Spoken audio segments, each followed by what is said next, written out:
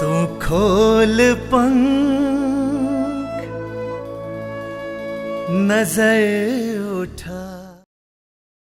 दीपिका पंडित, राघवेंद्र सिंह से आई हूँ और मेरे पिताजी का नाम राघवेंद्र सिंह पंडित और मेरी माता जी का नाम श्रीमती सुषमा देवी है।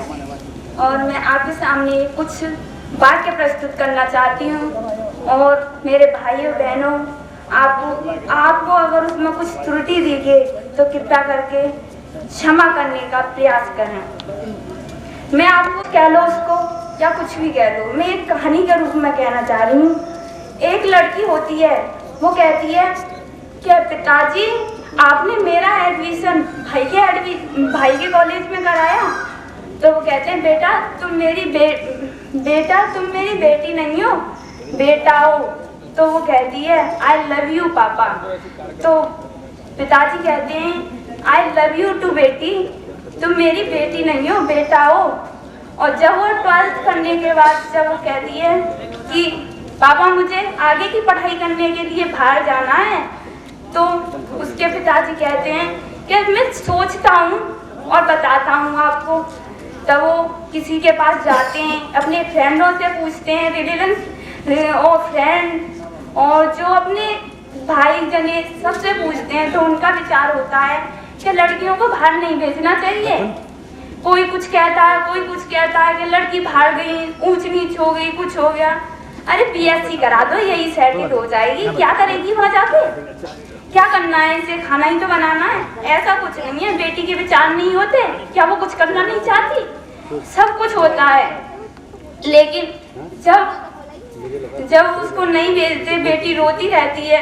और उसका भी क्या होता है, उसकी ये नहीं थी कि वो भी केवल इसलिए अपने कोर्स को करना चाहती कि माता पिता का सिर ऊंचा गर्व से ऊंचा कर सके। लेकिन उस दिन बेटी रोती रहती है और पिताजी उससे कुछ नहीं कहते। क्या उसका सपना नहीं था? उसकी यही कमी थी? क्या वो लड़की थी? क्या उसका कोई वो ही नहीं था, सपना ही नहीं था? मैं तो नहीं चाहती। और फिर बात दोबारा से आती है, फिर भी यही डायलॉग मारा जाता है, अगर ये बेटा होता आज तो अच्छे इंस्टीट्यूट जाने की तैयारी होती। आज वो बेटी थी इसलिए उसे बाहर जाने की अनुमति नहीं है। और मैं तो ये कहना चाहती हूँ कि ऐसा नहीं होना चाहिए। उसके भी तो कुछ सपने हैं, वो भी तो कुछ बनना चाहती है। और बाद में फिर ये डायलॉग मारा जाता है कि बेटी तुम मेरे बेटा नहीं हो, वो बेटी नहीं हो, तुम मेरे बेटा हो। ऐसा सही है ये? मुझे तो नहीं लगता। और मैं आपके सामने कुछ वो प्रस्तुत करना चाहती हूँ, बेटी की शायरियाँ। समाज के प्रति हमारे बहुत सारे कर्तव्य होते हैं और उनमें से कुछ कर्तव्य मुख्य होते हैं तथा मुख्य होते हैं। और पहला कर्तव्य हमारा ये है, सबसे इम्पोर्टेंट कर्तव्य, हमें दूसरे की मदद करनी चाहिए तथा इंसानियत। अगर मनुष्य के अंदर इंसानियत होगी तो वह दूसरे की समझ पाएगा और उसकी मदद कर पाएगा। और तभी भारत समाज को एक नागरिक और सामाजिक, सबसे पहले शिक्षा, सबसे पहले सुंदर समाज बनाने के लिए शिक्षा का उद्देश्य होना चाहिए। शिक्षा को समझना चाहिए, उद्देश्य होना चाहिए। शिक्षा का उद्देश्य हमारा ये नहीं है जीवन निर्भय नहीं है, जीवन का निर्माण करना है। जीवन का निर्माण आजकल इतना कठिन हो गया, अगर हम करना भी चाहें तो ऐसा नहीं हो सकता। अगर हम शिक्षा के साथ साथ उसके संस्कार को भी लें तो हम कर सकते हैं।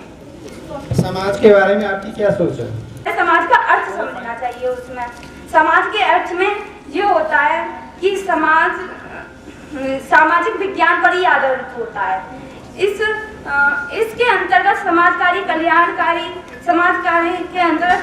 क्रियाओं का अध्ययन किया जाता है। यह मानवतावादी दर्शन, वैज्ञानिक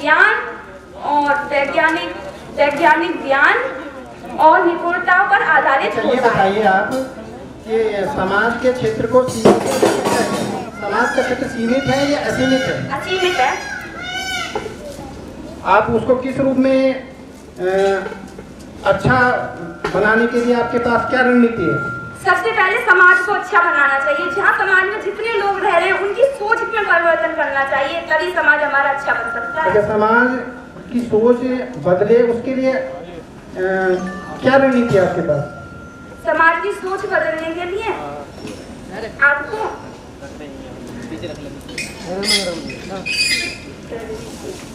हमारी हमें समाज को बदलना चाहिए, समाज में जागरूकता लानी चाहिए। और आपने कहा समाज हम बदले, मुझे लगता है कि किसी अपनी नहीं, इससे हम सहमत हैं। हम सुधरेंगे तभी तो हमारा समाज सुधरेगा। अगर हम ही नहीं सुधरेंगे तो समाज कैसे सुधर जाएगा? अच्छा, आपने जो लिखा है इसमें समाज के बारे में, आपसे बेसिकली पूछा ये गया था कि आपके समाज में क्षेत्र में क्या मतलब उनका मूल्यांकन करना है, क्या किस तरह की समस्याएं हैं। लेकिन हमारा जो विषय है वो है बेटी, सशक्त बेटी। अगर बेटी सशक्त होगी तभी हमारा समाज भी सुंदर होगा। तो इस बारे में आप मतलब तो समाज के बारे में दिया, समाज की परिभाषा दे दी है। एक्चुअली हमारा जो मिशन का उद्देश्य है वो ये है कि बेटियां बोल सकती हूँ? ठीक है, हाँ बोलिए। मातृशक्ति यदि नहीं बची तो, मातृशक्ति यदि नहीं बची तो बाकी यहाँ रहेगा कौन? प्रसव वेदना पालन, प्रसव वेदना लालन पालन, यह सब दुख दर्द सहेगा कौन? मानव हो तो दानवता को त्यागो और फिर ये उत्तर दो कि नन्ही सी जान के दुश्मन को इंसान कहेगा कौन? अच्छा, आपने लिखा है कि आपके आदर्श स्वामी विवेकानंद जी हैं। मतलब आपको उनसे क्या प्रेरणा मिलती है? हमें लक्ष्य की प्राप्ति। अच्छा, इन्होंने क्या बोध वाक्य बोला है? क्या? इन्होंने कोई बोध वाक्य दिया है, वो क्या है? उठो जाओ और अपने लक्ष्य की प्राप्ति के लिए प्राप्ति तक रुको मत। ये आसमान है तेरा।